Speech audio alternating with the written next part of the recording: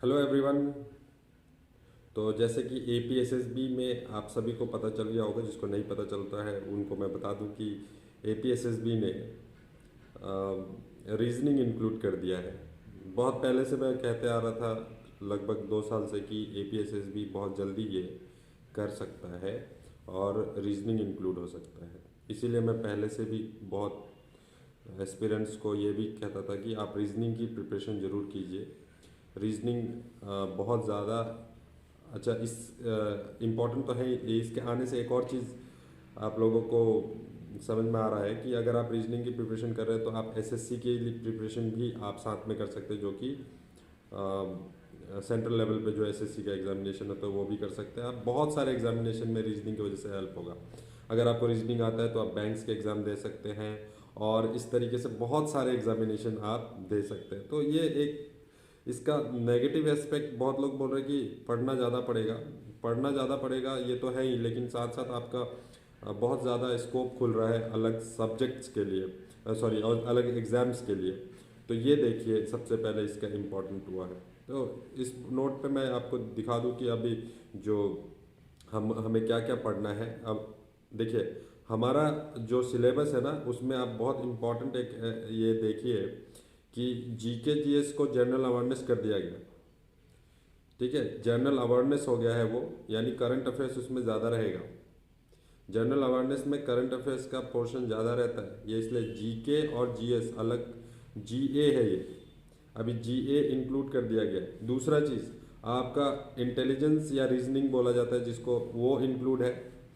तो रीजनिंग तो आप बिल्कुल नया होगा आपके लिए, ये तो आप समझते ही हैं। अगर आपने पहले से प्रिपरेशन नहीं किया है तो बिल्कुल नया होगा ये।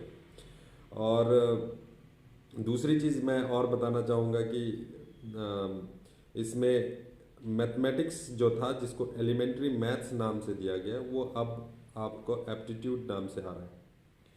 तो ये भी देखो, न्यूमेरिकल एबिलिटी एप्टीट्यूड यहाँ पे हो सकता है। हमारा जो, मेरा पर्सनली जो मानना है वो ये है कि इसमें कुछ पोर्शन शायद कम हो जाए, यानी कि एप्टीट्यूड का पोर्शन ज़्यादा रहेगा। तो जो पहले एलिमेंट्री मैथमेटिक्स था, यानी कि इजी, थोड़ा इजी रहता था पेपर मैथ्स का, वो शायद थोड़ा सा और टफ होगा। क्योंकि जैसे ही उसका नाम एप्टीट्यूड रखा जाता है या फिर आप न्यूमेरिकल एबिलिटी हो जाता है, तो वो फिर कैलकुलेशन बेस्ड एग्जाम हो जाता है, वो फिर कंसेप्ट बेस्ड एग्जाम नहीं होता। अभी तक जो भी एग्जामिनेशन था वो कंसेप्ट बेस्ड था, अब ये कैलकुलेशन बेस्ड एग्जाम होने वाला है।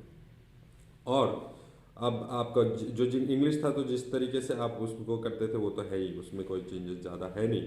लेकिन ये पूरा एक होल पैकेज बन के आने वाला है आगने वाले दिनों में। अच्छा, अगर अब यहाँ से एक कंसर्न ये उठता है कि अगर 50-50 मार्क्स के क्वेश्चन होंगे, यानी 50-50 क्वेश्चन होंगे, जैसे कि एसएससी सीजीएल करता है, स्टाफ सिलेक्शन कमीशन जो है सीजीएल करता है, जो सेंटर का एग्जामिनेशन होता है, उसके हिसाब से अगर देखा जाए तो 200 क्वेश्चन होते हैं उसमें।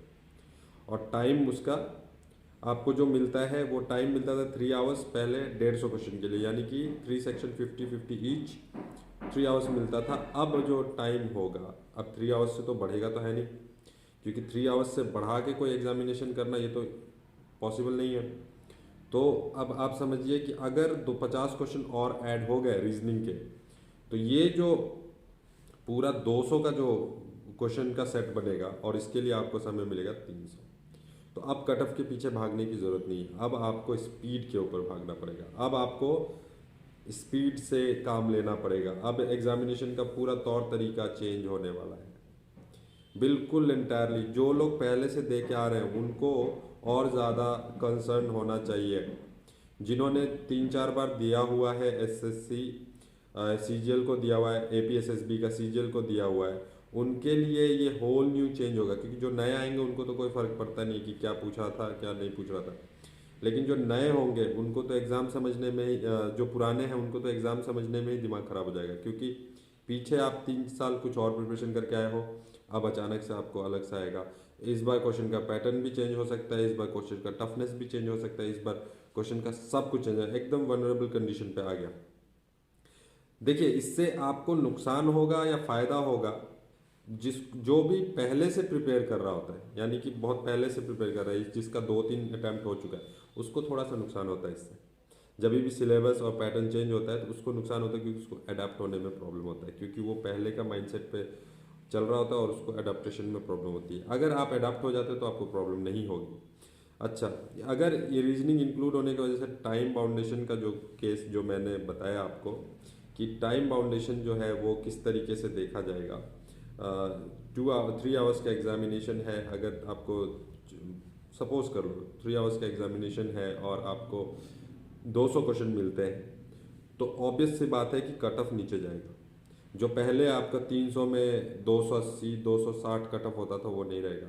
कट ऑफ जो है वो 260 280 के अराउंड ही रहेगा, अगर मार्क्स भी बढ़ता है तो अब पूरा होल न्यू पैकेज है, सिनेरियो चेंज है। आपको समझना पड़ेगा, जिन्होंने एसएससी सीजीएल का प्रिपरेशन नहीं किया है उसको बहुत तकलीफ होने वाला है। और मैं बता दूं कि रीजनिंग तो सबसे पहले अरुणाचल में जब मैं आया था तो सबसे पहला मेरा सब्जेक्ट था रीजनिंग पढ़ाना, पर यहाँ किसी को रीजनिंग पढ़ना नहीं होता था, तो मैंने एलिमेंट्री मैथ्स भी पढ़ाना शुरू किया। तो रीजनिंग अब हम जल्दी कोशिश करेंगे कि हम एक बैच बनाएं। यूट्यूब पे भी जितने लोग हैं जो हमारे सब्सक्राइबर हैं उनको लिए भी मैं सोचता हूँ कि कुछ ना कुछ अपडेट दिया जाए रीजनिंग से। थोड़ा सा सेशन जो है यूट्यूब पे हैम्पर होता है, क्योंकि मैं आपको पहले भी बताता हूँ कि यूट्यूब पे मैं टोटली जब फ्री होता हूँ तभी मैं अपना टाइम दे सकता हूँ, क्योंकि मजबूरी है। अगर मेरा ऑब्वियस से क्लासेस है तो मैं बिजी हो जाता हूँ और उसमें मैं क्लासेस ड्रॉप कर देता हूँ यूट्यूब पे, क्योंकि मेरा जो है अकेला मैं ही अगर मैं पढ़ाता हूँ एलिमेंट्री में, तो मेरा कोई और रिप्लेसमेंट नहीं है यहाँ पे, तो उसके वजह से मैं यूट्यूब पे टाइम नहीं दे पाता हूँ। अगर मेरे को यहाँ पे अगर कोचिंग पे क्लासेस होते हैं तो, क्योंकि सबसे पहले तो आप अपने जो कोचिंग के क्लासेस है उस पर आप ध्यान देते हो, उसके बाद फिर आप क्लासेस फ्री टाइम में आप क्लासेस देते हो यूट्यूब पे। तो रीजनिंग में पहले से पढ़ा रहा था, अब रीजनिंग में फिर से स्टार्ट करूँगा, तो रीजनिंग का बैच जल्दी स्टार्ट हो जाएगा। आप लोग हमसे कनेक्टेड रहिए, बहुत जल्दी मैं रीजनिंग का बैच ऑफलाइन ऑनलाइन सारे तरह से लॉन्च करने वाला हूँ। तो अब आप सिलेबस को देख लिया आपने, और सिलेबस को देखने के बाद अब आपका प्रिपरेशन और भी तगड़ा होना चाहिए, और इसको आप एक तरीके से अपने लिए अपॉर्चुनिटी समझिए, क्योंकि आपके लिए बहुत सारे रास्ते खुल जाएंगे। रीजनिंग इंक्लूड होते ही बहुत सारा रास्ता खुल जाता है, और जैसे ही रास्ता खुलता है तो आपको चांसेस भी बढ़ते हैं। चलिए, तो इसी नोट पे आज के वीडियो एंड करता हूँ, और अपडेट्स के लिए स्टे ट्यून। मेरा नाम है केशव सिंह, बुक बड़े अकेडमी से। Thank you.